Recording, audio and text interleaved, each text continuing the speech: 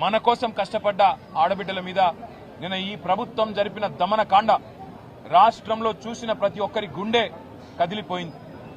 ఆడబిడ్డలని కొట్టడం అంటే మామూలు కొట్టడం కాదు, ఈడ్చుకెళ్లడం నడి రోడ్డు మీద. మగ పోలీసు వాళ్ళు, అసలు నిజానికి పోలీసు వాళ్ళల్లో మగ పోలీసు వాళ్ళకి హక్కు ఉండదు మహిళల దగ్గరికి రావడానికి. రావడమే కాకుండా ఇష్టం వచ్చినట్టు కొట్టడం, ఇష్టం వచ్చిన విధంగా భౌతికంగా దాడులు చేయడం, ఈడ్చి పారేయడం, వాళ్ళేదో వస్తువులు అన్నట్టుగా తీసి ఈడ్చి వ్యాన్లలో కుక్కడం ఇంకా దుర్మార్గం. ఒక దుశ్శాసన పర్వం కూడా నిన్న మనందరం కూడా చూసినాం.